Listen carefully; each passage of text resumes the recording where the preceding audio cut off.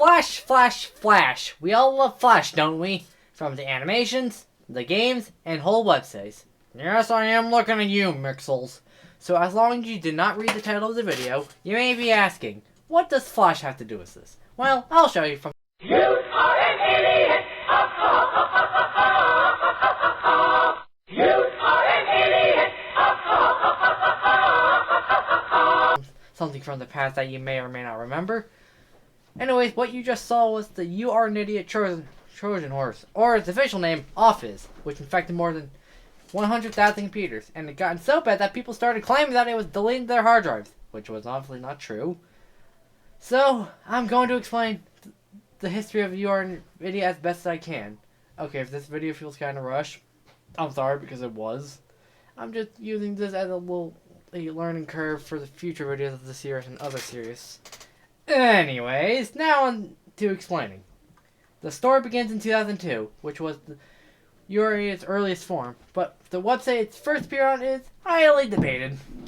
But most possible theory people came up with is that it first appeared on a website I like to call a corner on the cob website. I am trying to keep this video PG, but I'm pretty sure you can fill in the blanks. Which was a smart move on the creator then, because it took advantage of people who go on this website, which can make people do stupid things which they would normally wouldn't do. But the first confirmed case of You Are an Idiot existed was a few months later when it appeared on a new website, You Don't Know Who I Am.org. Which is when people started talking about the program. But at the end of the day, how did anyone even know this long URL existed? Now we can talk about what the virus did. Well, it wasn't really a virus at all. It was a Trojan horse, a program that makes you think it was innocent, but actually causes harm when the program is activated. But most people will call any harmful program a virus, so we're just going to roll with it. It was able to take advantage of the internet's growing evolution because it used new technology that was only getting more complex. That technology is JavaScript, and its partner in crime, the Flash Player.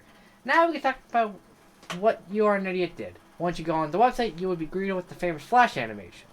But once you try to exit the page, thanks to JavaScript code, it programmed to spawn 6 more smaller windows and also make bounce around the screen.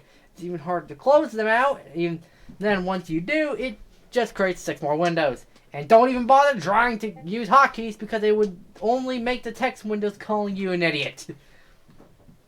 It can make your computer so slow that it would make you take the last resort and forcibly shut down the computer by pushing hard on the power button.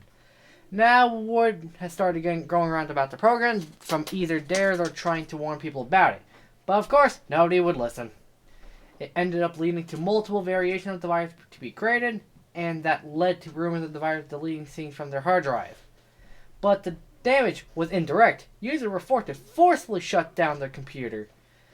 Even though things would go back to normal, but if you left something unsaved, there was a chance that your file would be permanently corrupted. But there were things that prevented your name from being devastated as it could have been. You were much safer if you're using Windows XP. You can just close group or use TACMate as long as you did this before the payload. But most people did not know this, so they wouldn't just get the computer frozen on them, and if you were using a 9X version of Windows, you would just have to endure the pain.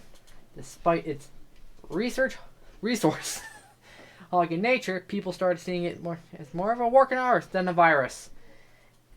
In 2004, a new website was made for it, YouAreAnIdiot.org, made by Andrew Regner. I am so sorry I could not pronounce your name correctly. It was a mirror of the original website, have been bought by the original another website. It includes a much safer version of You Are an Idiot. It also did not take as much resources. Well, we don't know who created it or the reason. You Are an Idiot was just the many growing pains of the internet's evolution. It gave us a lesson that when the good thing gets smarter, so does the bad. But we can learn from the past mistakes, and rather than being afraid of constant change, we can just laugh about it.